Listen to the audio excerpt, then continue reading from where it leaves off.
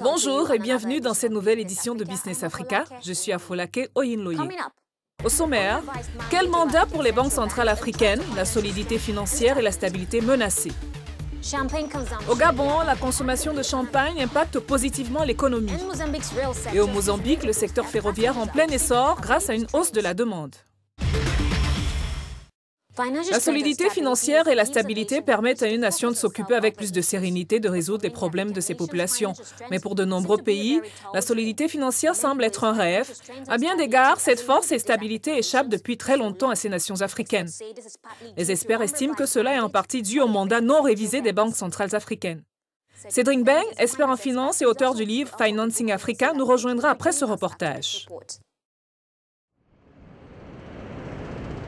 Même si la croissance est restée constante, la solidité financière et la stabilité appelées à suivre cette croissance ont fait défaut sur le continent.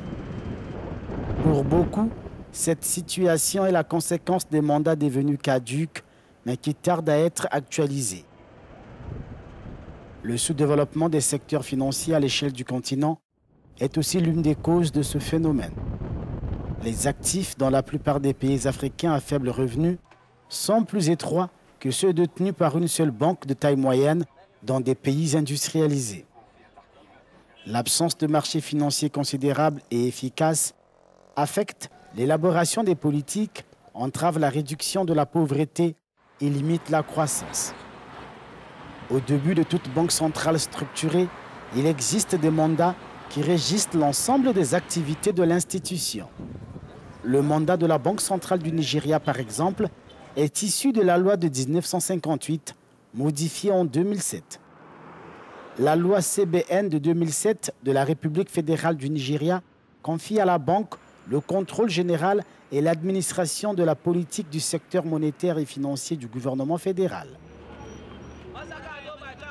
La Banque du Ghana est chargée de formuler et de mettre en œuvre la politique monétaire pour assurer la stabilité des prix, contribuer à la promotion et au maintien de la stabilité financière et assurer un système de paiement solide. Ces données méritent d'être révisées afin de tenir compte des nouvelles réalités économiques.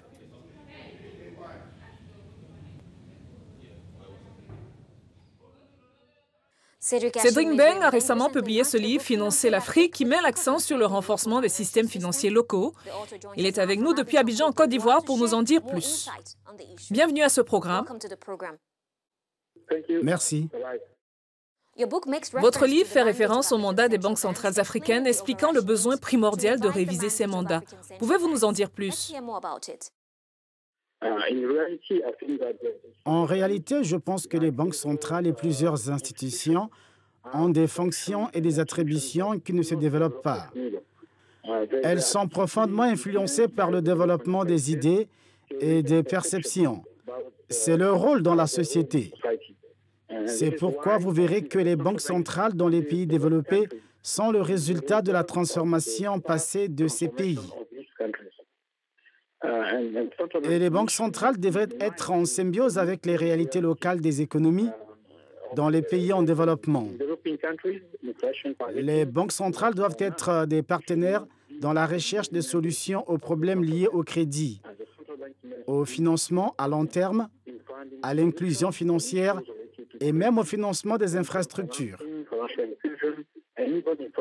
La stabilité financière est un élément clé. En plus de la stabilité financière, elles devraient également se concentrer sur leurs objectifs. Elles devraient également s'asseoir avec le gouvernement pour discuter de la meilleure façon de financer l'économie, de rendre disponible le financement à long terme de l'économie. Vous avez beaucoup écrit sur le thème de la finance. Qu'est-ce qui, à votre avis, est crucial pour le succès financier d'un pays indépendamment de ses habitants?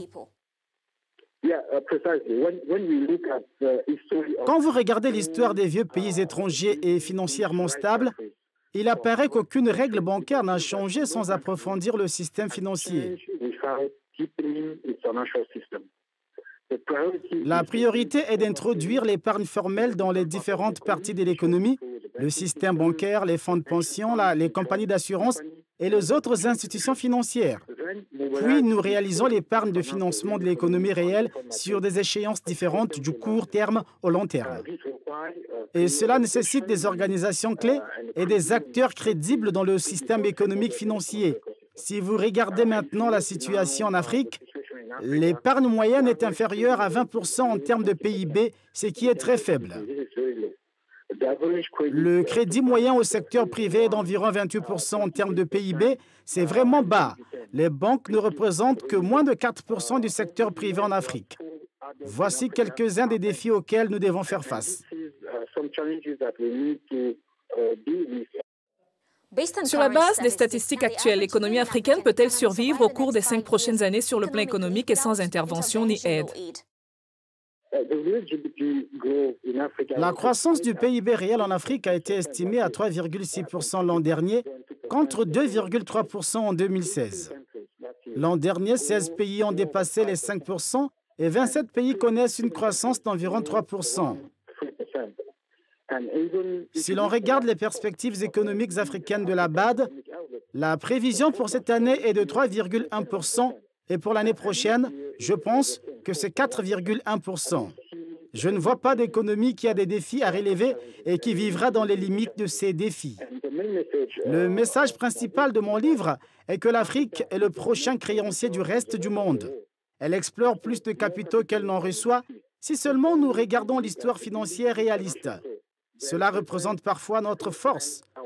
La priorité doit principalement être son système financier local afin de mobiliser le capital nécessaire à la transformation.